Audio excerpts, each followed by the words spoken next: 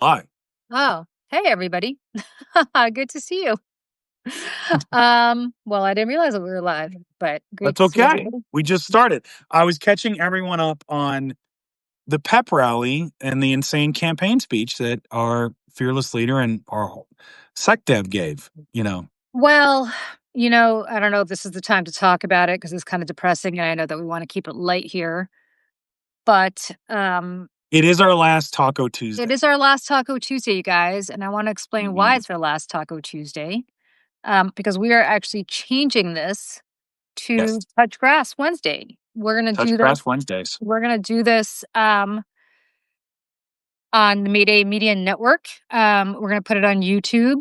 We hope everybody signs up for the Mayday Media Network to watch us. And we're going to drop these things on Wednesday Mhm. to talk about just stuff like touch grass, like get off the subject of politics, get off the subject of world events, and you know, just take a break for an hour or so while we talk about our lives and talk about Frederick's dating scenarios and why he like and his mishaps with women that are Mishaps. totally generated by his obsession with dropping Latin into dating conversations and talking about Caesar's commentaries and talking about Carthage and why it has to be destroyed and you know Pliny the Elder and Pliny the Younger and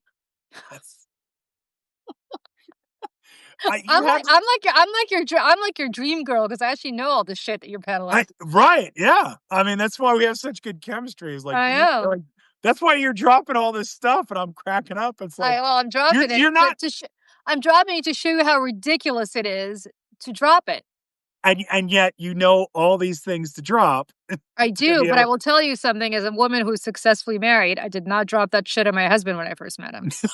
In fact, if I dropped it after many years with him, he would look at me like I have 20 heads and he'd be like, Lenny, is that the guy we met at the club last week? he's And the guy that owns a delicatessen on the corner. he's a really smart guy. You know, Smarter than I am in many ways, but I don't think he would think that was like, is he the guy with the really good gabagool done on Fifth? yeah, that's a gabagool. What if I married to Tony Soprano? That's a gabagool. Well, you might. I don't know.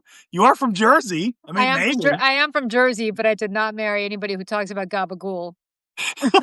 He's been known to enjoy some gabagool, but I don't know that he understands that that's what he's enjoying. I like the gabagool. It is very. It's a tasty sandwich. Yeah. Yeah. The gabagool is a tasty sandwich. We call it an Italian sub or a hoagie where I'm from, but yeah. Oh yeah. Yeah, but yeah, that's what I'm saying. Like you can't be dropping that stuff. I don't drop it all the time. I mean, some of the time. Yeah. Like I I mean, mean, okay. just I mean, Under what only. scenario is that appropriate? I want to know what some of the time scenario is that appropriate for you to drop. So I think it's appropriate to drop it on a coffee date or a martini date or a dinner date or really any date. You know, you know. How drunk does the girl have to be before you start talking about Oh, Caesar's completely comments? sober. It's completely sober. I want her to know that if there is a campaign in Gaul, I'm ready to go. Right? She's Well, got to she's got to know that it's like her man's ready to get back and compete in the circle of offices once again. You know. this brings me to my question from before. What's that? Why do you men spend so much time thinking about the Roman Empire and campaigns in Gaul and all, like what is it about the Roman Empire? Because I got to tell you, I spent a lot of time, probably too much time, reading gossip about the British royal family. Like they're not even. It's awful because they're not even real people to me. Of course they are, but to me, they're such characters in like a fiction novel that I just basically decide that I'm gonna read about them like, these are people who are fictitious. And I love all the gossip. I love all the dirt. I love all the nonsense. I probably shouldn't because I don't even know these people. They See, don't all affect my life. that just sounds like gabagool to me. That's Yeah, just and that sounds like gabagool to you. And you, as a man, spend a lot of time thinking about The Roman Empire. Well, some. I One. also would be on a date. If it's a second date, we're going to talk about Hans Guderian or Rommel's The Tank in Battle or The Enemy Attacks. Okay, well, at So least if you're talking about Rommel, you're talking about something that happened in the 20th century. So we're a little more relevant and realistic. yeah, I think she'd want to know like the evolution of Auftragtaktik, uh, which is the German foundation in World War One when they trained their field officers in order to have much more command and control um, with their individual units, which then led to the Americans developing that system, which, funny enough, the Nazis kind of got away from. So that I think would make wonderful dinner conversation. Um, to be honest, I actually think that would make wonderful conversation, and as much as I give you a hard time, legitimately, I think if that's something that you're interested in, this woman should know upfront what she's getting into. Right. Seriously, Absolutely. I'm serious about that. But speaking of Rommel and speaking of formations, I didn't wanna really dwell on this today because I just needed a break because I just, I pumped out this Substack last night, Yeah. really late about how Trump is basically like a QAnon president. And I was Yeah. like, okay. And then today I was going to think about what I was going to write for tomorrow. But then Hmm. you had this shit show in Quantico where they called back every general and admiral serving Yep. all over the world Yep. to effectively tell them, the way I read it, that first of all, the rules of engagement are passe. If you wanna go rape, pillage, and murder, that's okay too. Just don't rat anybody else out because you could destroy somebody's life, and why would you ever do that? So they're gonna go after the whistleblowers. Oh, and by the way, we're invading American cities, and that's our next war. Hmm. So, you like, to me, you served in the military, so here's my question to you. These Hmm. people who listen to this in horror, I'm sure, took an oath to the Constitution. They didn't take an oath to Donald Trump. No. But yet they're trained, like all of you guys are trained to obey your commanders, and he's the commander in chief. What do they do? Do you think they all obey? Do you think they say this is constitutionally, this is against our oath? Like, what do you think? What do you think they do? So I think honestly, this was probably one of the dumbest moves that the Trump administration could have done. Okay. Because you've like what a lot of people don't really. I mean, you would understand this because you've worked on the Hill, you've worked for political campaigns in the Senate and everything else. Is if you are a general officer like Admiral 1 star to 4, you get that approval through Congress, and you are by nature at that level a political animal. You have connections, you have, like you're not just a babe in the woods. And every single one of them knows this.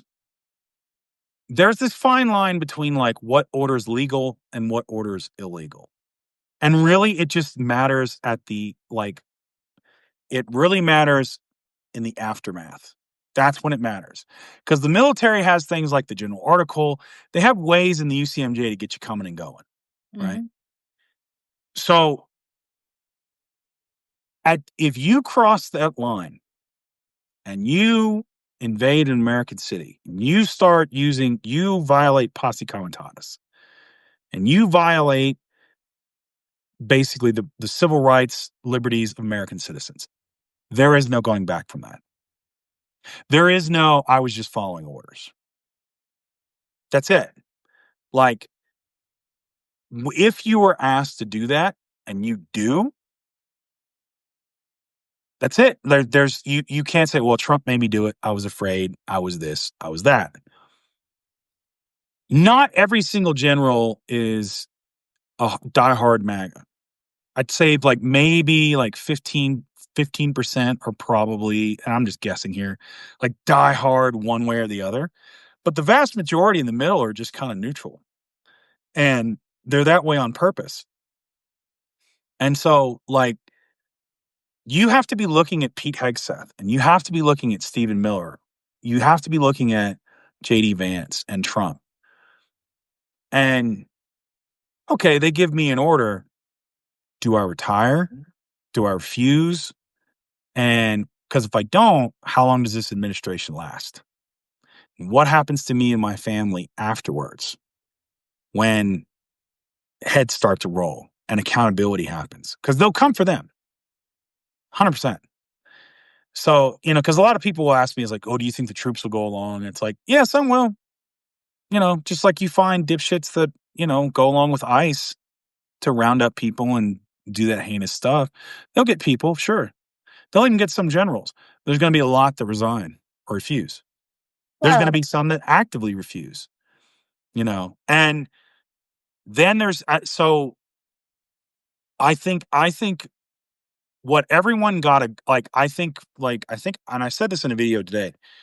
There, corporate media may try to whitewash this and cover this up, but every single person in that room saw these people are deranged, and this is lunacy. There's no mistaking it. So what comes next? You're going into this clear-eyed, and I guarantee you there were conversations had afterwards about this. I don't know where this lead because I mean, again, um, General Smedley Butler, who was a two-time Medal of Honor recipient in the Marine Corps, he's not talked about with reverence, like Dan Daly or Chesty Puller. There's a reason for that because he was part of a failed military coup back in the day. So these generals. I mean, I know I jokingly say about like Caesar's commentaries on Gaul and Auftragtaktik and all, but a lot of those things that I read, it was from the commandant's reading list when I was in. These people at that level, they've read these books. They understand the moment they're in. 100%. They can't claim ignorance. So what comes next? They're going into it clear-eyed. Some may lie to themselves, but the vast majority of them, they know. well, all joking about Caesar and the Roman Empire, but this really is a moment of like they're about to cross the Rubicon if they go along with this. Yes. Literally. I mean, that is probably the best analogy, right? They're about Yep. to bring they're about to bring the military into a city. Mhm. You know, That's what because I think with Memphis and Portland, they've realized there's not enough National Guard to call them up to do what they like, and there's really no purpose for it. Just occupying cities, right? It's the delusions of this insane president that for whatever reason he just wants to send he wants to I think it's really just as simple as he just wants to see troops in cities. There's no strategic purpose to it. There's real besides Virginia and New Jersey, that's the only two elections that are that of significance that are really going on right now. So, what are you doing? Other than just to send troops in, like into the cities. So I don't know. It's absolutely scary. You know. So, but at the same time, I like this is just stupid fascism. It's like if these people were competent, I'd be worried, really worried. But that doesn't mean people aren't going to get hurt badly. I mean, what do they say? Like two-thirds of the people at Alligator Alcatraz, they don't know who the hell they are. yeah, And the man disappeared, gone, yeah, it's gone. just were they shipped out to other countries? Did they die in those horrible and inhumane conditions, and they buried him out in the swamp, or who the hell knows? And all these things like are not going to stay buried forever. They're going to come out. And now that they've indicted Comey and John Bolton. Oh, you've now opened the door like Penny Over talked about this today. You've opened the door for political prosecution of enemies. So I mean, with the military, yeah, you're a political animal, but you don't have any protection. New administration comes along and it's going to be, why did you follow that order? Why did you authorize your troops to use lethal force on, if that's where it comes from, or force of any kind? And we're already seeing ICE agents escalate. firing at civilian cars, firing at civilians with pepper balls and everything else. They're escalating force. So, you know, yeah, It's fascinating to me because if they resign, somebody's gonna. I mean, so we're not gonna not have a military, so somebody's gonna come in, oh yeah, and those people will obey orders. hmm So yeah, what's the end result is still the same, which is that we're having a situation in our country that we've never ever had before, yes, which is that the government of the United States is officially declaring war on its own citizens. I mean, we've never had that. The Civil War was something quite different. yeah. But and even then, the Civil War was to basically force the Confederacy to come back into the Union, right? So it was almost a war of occupation. And the slavery issue came in later with the Emancipation Proclamation, like, and Lincoln really just used that as sort of a tool, a propaganda tool to keep foreign powers from coming in on the side of the South, right? England and Man, France. look at your Southern education. This war wasn't about slavery. It was, of course, it was all No, about no, no, no, no, slavery. no, no. At first, like, the cause of the Civil War was absolutely about slavery, but the Union's stated purpose was to put down slave states in rebellion. It didn't become like for the North, it never, because again, you still had Delaware and Kentucky, and Maryland, which were slave states, and that didn't get outlawed until after. But for the Southern states, and I want to make that very clear, is like, oh, for them, yeah, it Yeah. absolutely was about slavery, right? Um, But for the Union, because Lincoln was for manumission, which was the gradual elimination of slavery. So he well, he Lincoln kind of, originally wanted to send them all back to Liberia. Remember, that was the yeah, there was the Liberia plan, like, and that was like, it was one of those kind of like, um, because there was like, well, black folks can't integrate into white society, and that's why this notion of, it's like, well, we weren't a white supremacist country. It's like, yes, yes, we were. yeah, we were. Pretty much, that's why you had the Liberia plan, Yeah. you know, and so. But no, like the initial thing was just to put down states in rebellion, right? And so the North kind of sidestepped that issue. Now there were God, I can't remember what they were called, but the one led by Charles Sumner, and there were abolitionists in the North that for them, and Frederick Douglass, that absolutely was about slavery. And all the Southern states, they knew what it was about. But Lincoln was kind of saying, well, no, it's just about the rebellion, because he didn't want, if he stated it in those very unequivocal terms, there was the fear that Kentucky and Maryland and Delaware would have seceded.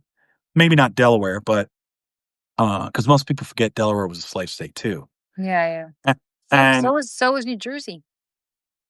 I don't think New Jersey was it. Oh Do you yeah. remember? Oh yeah, New Jersey was a slave state. Sure, the Mason-Dixon line ran through New Jersey. Huh. Okay. Yeah. See, there you go. Gap in my historical knowledge. You know, Yeah. So and you're telling me this wouldn't make good dinner conversation? I think this would be great dinner conversation. You know, You're gonna find some women who is absolutely, I'm not even joking. I'm dead serious. I know. Who's going to be completely mesmerized by this conversation, as I am. So There you go. she's out there. She's definitely out Oh, I there. know. I'm gonna go to New York because I'm just playing the stats at this point. It's like the population density will just go in there, and I'll just start randomly calling. That's why I'm taking the big books to the coffee shop. The William L. Schreier series. You know, it's like Oh, the William you gotta Shires. pique the interest. You gotta pique the interest. No, but no, but for Joseph Belzer. No wonder Trump is so popular down the shore. Yeah, no, there you there's somebody who knows Jersey. there you go. So, Yeah, the Mason but Dixon line did not run down through the Jersey Shore. nice. But um, so but but the thing is, like, this whatever he's trying to do, there's no strategic end to this. It's Well, just it's a spectacle. And I that's all this fascism is it's just it's well, spectacle.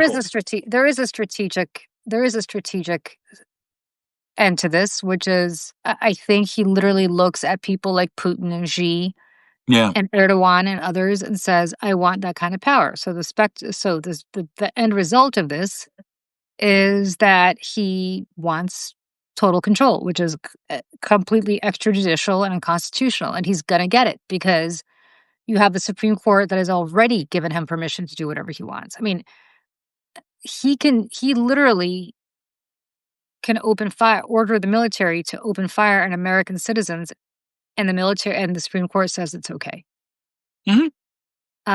So he has more control than the Russian Constitution ever gave Vladimir Putin until he changed it. How's that for some news for you? No, I think so. Elizabeth says you will find someone interesting. Just don't bring your Clausewitz. Why not? He can bring his Clausewitz. Yeah, of course. It's like, war is just politics by other means. Well, that's so appropriate for the conversation we're having today. Well, and I mean, exactly. Clausewitz is appropriate for our conversation today. I think really and I think you're right. I think that's really the only answer that I can come up with is it's just about power and the perception of power, because he's such at his core, a fundamentally weak and insecure man. And so this is his way of that's why you call all 800 generals together. And so you'd be, they all have to come. Well, it's my generals. Remember, it's my generals, my generals, my generals.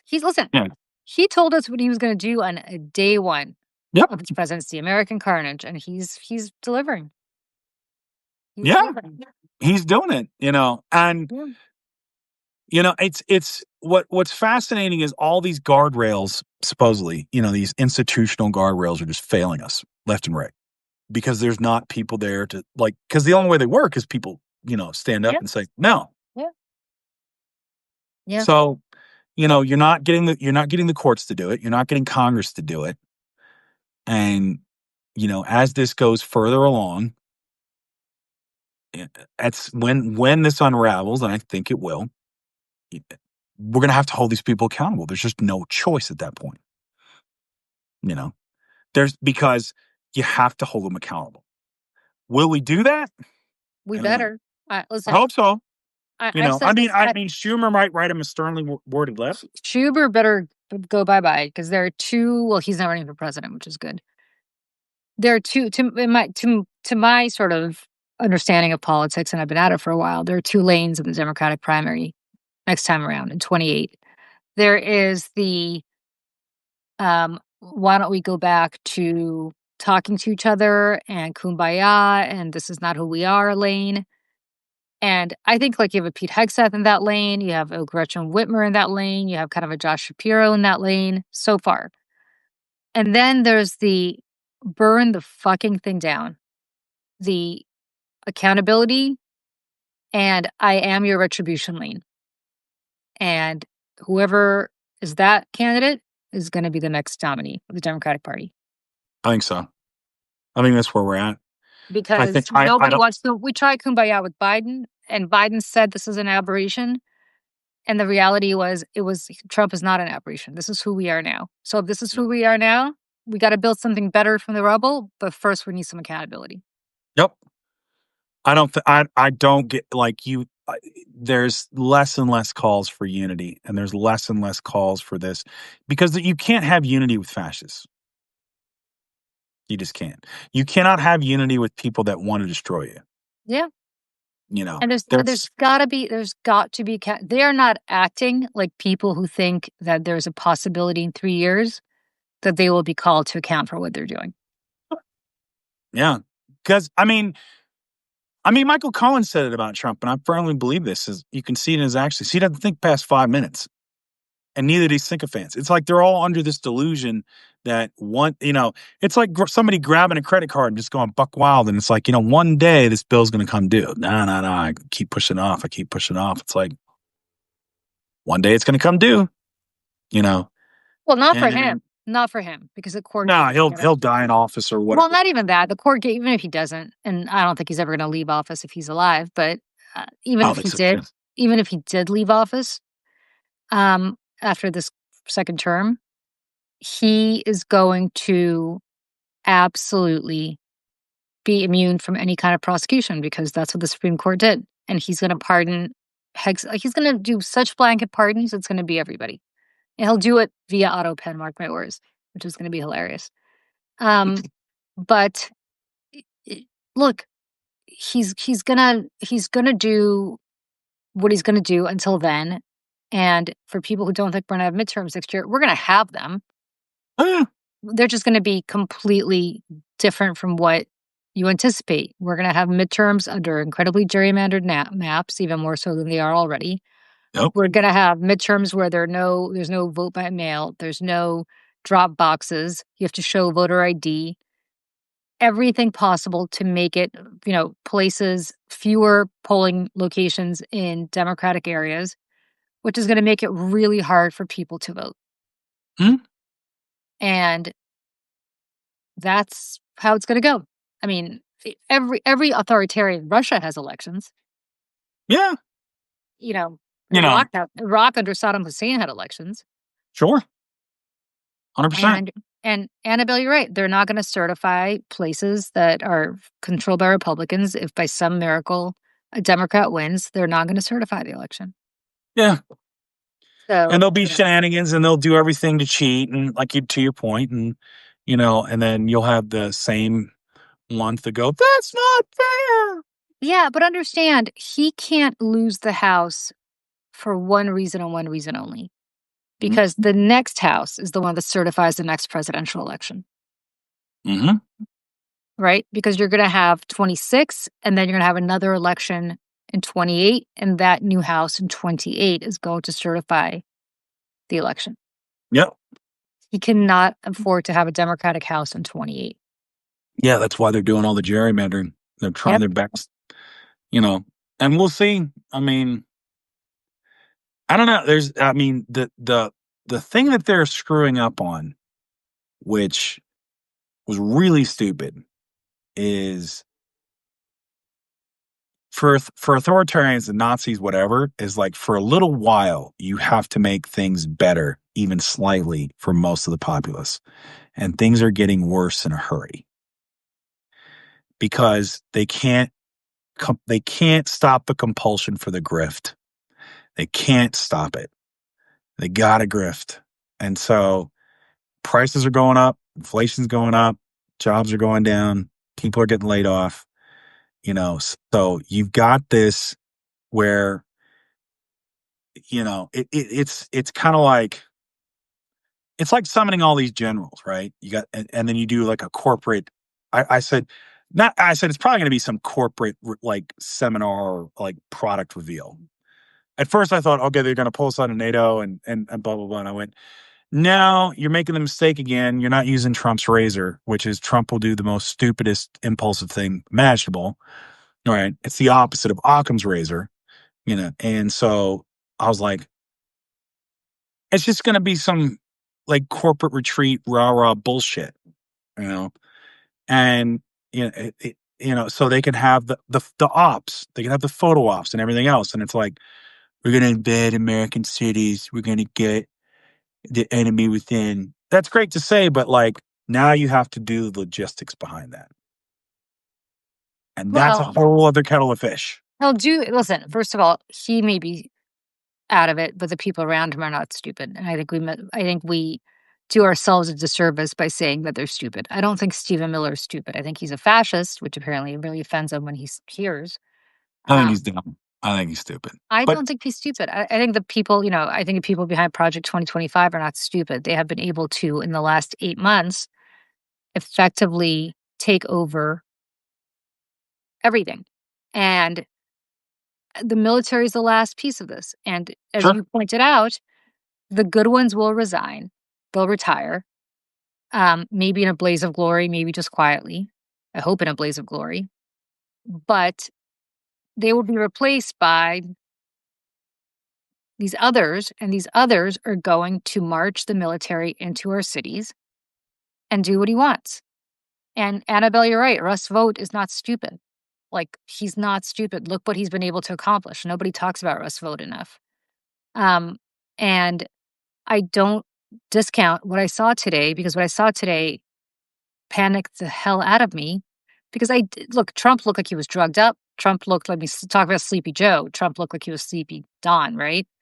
Hegseth, Pete was exactly who, I don't know if I told you this. I know Pete. I mean, I worked at Fox with Pete. I've partied with Pete. I have photographs of me drinking with Pete.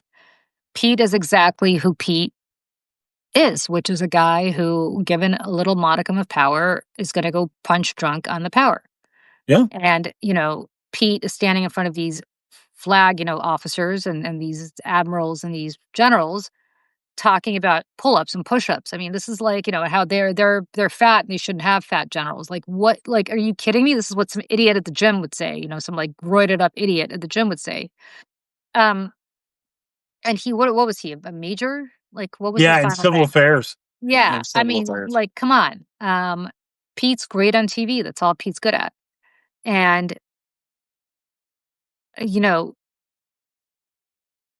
for him to go in there and discuss what he was saying to people who grew up in the culture that they grew up in, as you said, these are not, these are serious people. Oh yeah. They're people of consequence. And Pete is not a serious person. He doesn't come No. across as a serious person. Donald Trump, for all that they have serious jobs, both of them do not come across as serious people. Admirals and generals are, because you don't get to that rank unless you're a serious person of consequence. And as you point out, a lot of them have PhDs and a lot of them have gotten, really advanced degrees in military history, in American history. They know they know whose shoulders they stand upon. Mm-hmm. And to hear this clown Mm-hmm. talk about this, both of these clowns talk about this, I'm sure was like, not a shock, but this is shocking, I'm sure, to them, because they have planned for every contingency, every enemy, every um assault, militarily and probably politically. But I don't know that they planned for this, from an assault from their commander in chief upon everything that they value and they've held dear and that they've sacrificed their lives for. These are people who put their life on the line in service of this nation. And to hear the president of the United States, who's their commander in chief, effectively tell them that the people that they should be target practicing on are American citizens is bonker. I mean, this must feel like what, speaking of Roman Empire, what people must have thought when Nero was talking about shit. Like, just bonkers stuff. I think Nero got a bad rap in some ways, but you know what I'm saying? Like, Yeah. just, Well, even back then they had the mobs, right? So like during the Republic period, with Caesar, is like you had the factions, right? And part of how they would, you'd show up to the forum. but And yes, yeah, but you'd yes, call your retainers, and then you'd have like axe handles and everything else. You basically beat the shit out of each other to show how much power and authority you had. So, like, political violence was, kind of a hallmark of the Republic, which is why people wanted the dictator of the emperor, when they were willing to go along with Augustus. okay, but Augustus was a successful ruler, right? He was a dictator. Yeah, because he never called himself Caesar. Right. Or yeah, So, it was he called himself first citizen or precepts. So yeah, he but only called himself first citizen. but my point is, you could have a benevolent dictator, or you could have somebody bonkers off their rocker, and we're getting a bonkers off his rocker guy right now. And if you're these military, I got to tell you again, I mean, you were in the military. I assume you were conditioned from basic training on up to listen to what your superiors told you, right? Yes, And to a degree, yes. yes, and now you have your right, unless he told you to go and break the Constitution.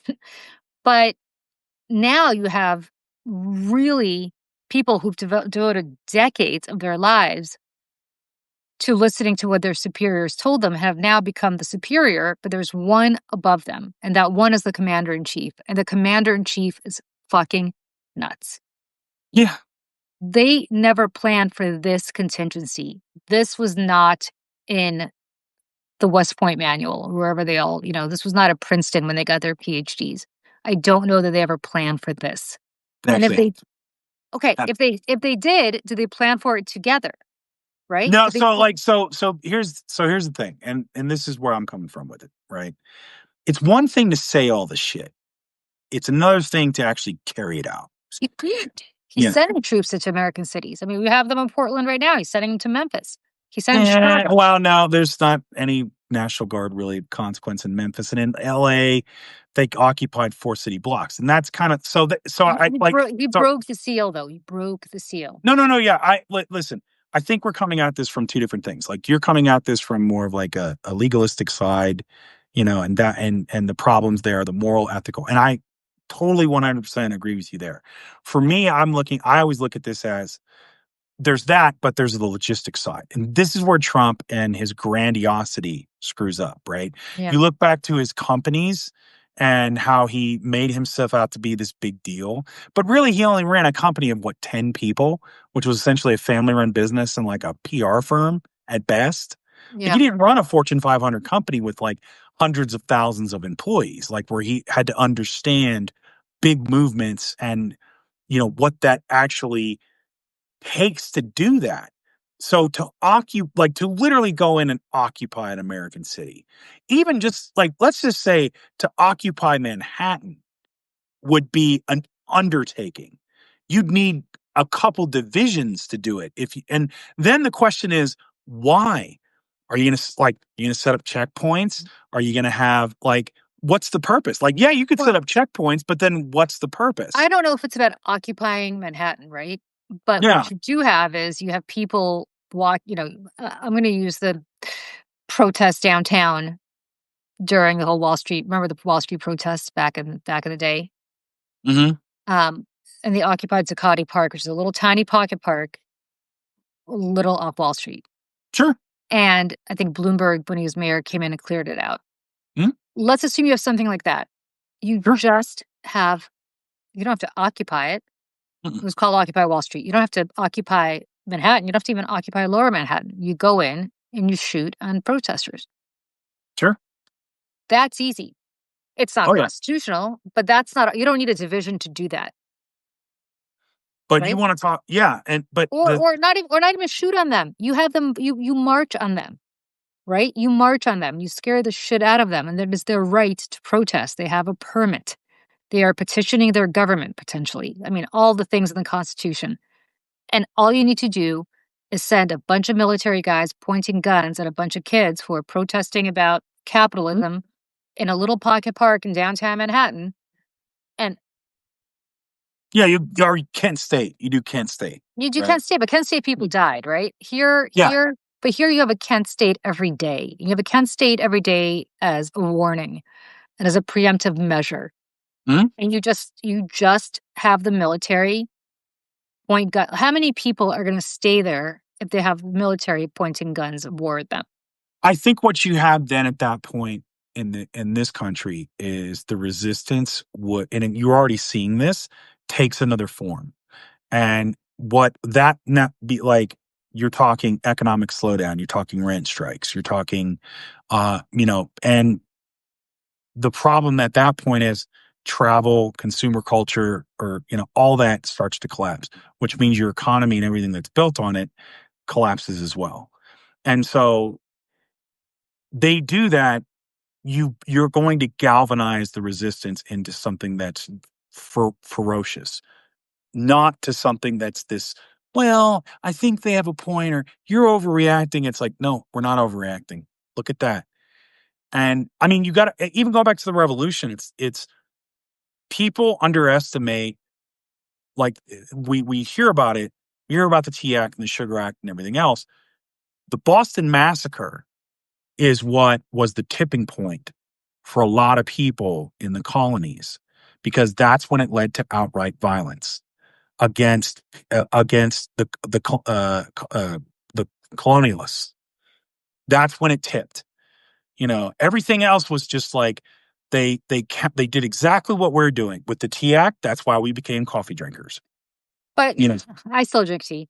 But well, that's because you're un-American. I am un-American. You know what? That's a Russian thing in me. I was kind of brought up to drink tea. Like you just drank tea. Like that's what you. But we're coffee drinkers because we rebelled against Britain. I know. And that's why we drink bourbon too, which was made right here in America. In East Tennessee. I'm telling you, bourbon is is indicative to America. We made it right here. And and then the Japanese made it better. But that's not the point. Isn't whiskey, bourbon the same thing, kind of? It's different. Like, so there's Irish whiskey's not charcoal or it's a different distilling technique. So But bourbon it tastes kind of the same, right? well, it depends on how it's distilled, but ours whiskey bourbon is charcoal distilled, so that's an American technique. And then Irish whiskey is not charcoal distilled. Neither is Japanese whiskey. That's why it's smoother and it's a little smoother because it doesn't have that charcoal in it. So Kevin Cox, I'm British and prefer coffee. Kevin Cox, when I lived in London, I did not live in Camden where you live, but I lived in a different part of London. There was nothing more than I enjoyed when I came home from working for the good old Labour Party back in 1993 than to make myself a cup of Twinings English breakfast tea, dump a ton of milk into it, and have some Sainsbury's digestive biscuits. Those were so good. And I will go to Trafalgar Square with the Folgers in hand, just drinking it, waving American flag. Right? It's like, come on now. It's instant coffee. America. And I'll be, I'll hate myself as I'm drinking, like, oh God, it's terrible. Without red-blooded American. You're going to dishonor Admiral Nelson like that? How could you? I would never actually do that to Admiral Nelson. Well, then don't go not for Trafalgar. Then don't go to Trafalgar Square, my friend. I won't. I have. I actually. Go to Leicester Square. I have been to Trafalgar Square, but I would never dishonor Lord Nelson from that. Unless we're talking about impressment, then Lord Nelson had that torrid affair with Emma Hamilton, with Lady Hamilton. Well, he's Lord Nelson. He could do that, man. He plays one eye, man. He had the little badge. That's it. He's like, hey, baby. Susan, what do you mean Folgers is an instant? Of course it is. I have some instant Folgers for my mom in my cupboard right now. She only drinks that stuff. It's like, he had that one eye, and he said, baby girl, I only got one eye, and it only has it for you. And that's just like, oh, Lord Nelson, or whatever they said back then. I don't know what they'd say. Oh, Lord Nelson. You think that's totally, you think she's having a torrid affair with him and she's calling him? I think she'd say Horatio. They're British. They're British. You have to use the honorific. You think even when they're hooking up, they're using honorary? That's what it is. As like, as they're hooking up. You call them your grace on the first introduction, and then you call them Duchess. You don't keep calling them your grace. Even when you're hooking up. You gotta call him Duke. But what if that's their kink? What if that's the kink they have? It's just like, oh, use my title. Or whatever they say. I don't know. We're going down a very sketchy path right now. This is what Touch Grass is going to be. I don't know why you're suddenly cosplaying 18th century British nobility. But we all have our kinks, okay? Fuck. Don't judge me.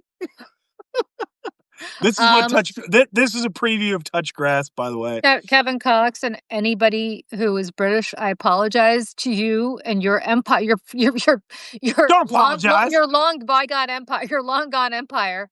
Don't apologize. We whooped them once, and we tied technically in 1812. But We love the Brits. Well, we used to love the Brits. Of course we do. Now the Brits are going nuts like we are. Now they're going. I know. Yeah, God. Yeah, because Elon Musk is over there just like doing his shit. That man needs to be arrested. Just arrest him. That's it. When he gets to Germany, just grab him. You know what I mean? Like, just come on, man. Just arrest him. He's a pest. He's an international pest. He's an international pest. That's actually what he is. He's an international. He is. He's an international pest. It's like, why am I being arrested? It's like, well, first of all, you're a pest. Second of all, your cars are terrible, and you stole that idea. And third of all, you too much Special K. Lock them up. There you go. Way too much Special K. Too much Special K. I agree. I agree. No. Too much. No, a little bit's okay, but too much. I mean, that's the thing. Listen, we all got to do some Special K. I got to lose a couple pounds before a wedding. It's like your future wedding. No, I mean, I don't. No. Mm-mm. I don't think so. You're going to. Do women even get married after 50? Is that a thing? Really? Yes, of course. Not from the articles I'm reading in the Guardian. Apparently, like, of course. Like, apparently women are, like men make their lives miserable. No, No. I didn't know that. No, you gotta find the right one. Right. You I've know, told you this before, the happiest moment of my day, and I say this all the time to my husband, and I really mean this, is when I hear his key in the lock. And when I hear it and when I hear the door opening, I literally still get I mean, we've been living together for so many years, I still every single day get butterflies. I still nice. just get happy when he comes home. Like, I feel like all is good when he's home. And I've got that for my future wife. I got the medicine right here, William L. Schreier. You know, You know who you you know who you should talk to. Your soulmate is actually not me. Your soulmate is my husband because all he does is read William L. Schreier, The Rise and Fall of the Third Reich. I got that too. I I got know. the anniversary edition. I know. Because I I know. gave the other one away when I was younger. I So, know. but I I know. mean, but I mean, this stuff. That's why, and guys, that's why we're doing touch grass is because what's fascism gonna do? I don't know. It's like it's gonna go one way or the other. All I do know is it's probably gonna end at some point. It You is, know, and Violet, can I just say, because V for Violet said, "I'd like to get married, but I'm terrified of getting sucked in by a horrible guy and not being able to get away alive." Okay, I think a lot of people feel that way, truly. I mean, I don't know about the getting alive part. I think a lot of people do. I did not get married for a long time. I waited a really long time, and my attitude was either I'm gonna be by myself forever, which is okay. Like, I was totally cool with being by myself. I still do have a whole great life that is separate from my husband in the sense that I got my girls, I got my, I got stuff, I got a life. And that's okay. And I would have just been until I met him. And then I was like, this is the guy. And I think the key is unless you feel that way, unless you are happy when his key is in the lock every day, don't get married. right? So, it's okay, but y don't be terrified about getting, um, with the real guy or with the good guy, and Jim, same with you, I gave up on the idea of marriage. What are you guys doing? I mean, like, I haven't we given. both I mean, yeah. I mean, well, listen. you gotta keep an open mind, and also, Yeah, LC, I'm 16, still waiting for a good guy, but I've been in LA, like, either he come I was in New York, man, it's not easy here either. Either he's gonna show up or he's not gonna, and that's for the guys too, either she's gonna show up or she's not gonna show up, and the I've key always is, wondered like, why it's not easy in New York. I mean, it's like you got all those people. I mean, it's just like I think in New York, and then I gotta go because I gotta go to my son's soccer game. I think in New York, it's hard because you are dealing with people who all have type A personalities because you don't live here unless you're a type A person. Like, there's just no point, right? It's too exhausting. It's too whatever. Which means that you're always looking for the next thing. So that if you're dating a supermodel, there's always going to be a better supermodel to come. Like Leonardo DiCaprio, right? Like, there's always going to be another yeah, Gwyneth yeah. Paltrow, right? That's one. And two, I think there is just so much s like, to do. There's so much stuff coming at you all the time that you're not necessarily focused on relationships because 'cause you're just out doing stuff. Like, Sex and the City, for anybody who watched it, I don't know where they found all these men to date because the reality is that's just and I'm a little younger than they are, but not much, and I lived exactly where they lived, and I was single in New York when that show was first on. And all my friends and I were like, "Where are they meeting all these quality men to date where they have all these choices?" Because the reality is, like, they don't exist. They don't exist anywhere. And What? I don't know what the secret formula is. I legitimately don't. I just think I hit the jackpot because I got lucky. But I Mhm. think also it's really hard because you have to be in the right frame of mind. The timing has to be right for you. The guy or the woman that you're dating has to be in the timing is right for them and the right frame of mind too. So it's hard. Well, what I would like. Here's the thing. I I want like for a special woman, I want her to know that I'm committed. And so Right. what I would tell her is that m- is this when Caesar defeated the Avarani tribe and he burned the bridge and took his legion and crossed into Gaul and made that commitment to conquer modern day France, that is the level of commitment I have for you, my love. Why don't you just get them an Asterix and Obelisk um, book in the original French, have them read it, and that'll explain everything you want to explain to them about. All right. This has been um, Julie's therapy session with Frederick and everybody else who wants to join. You guys, in all seriousness, life is really hard right now. Like It's gonna be okay. it's It's for everybody. It's gonna be okay. But what I think we want to say about touch grass is life is really hard right now. It's really scary. We're all doom scrolling. Renee, it's not just you who's doom scrolling. And you don't want to find somebody who's going to doom scroll with you because my husband doom scrolls and it drives me nuts because I doom scroll on my own and I don't really want to, I don't want to talk about it because it's too depressing.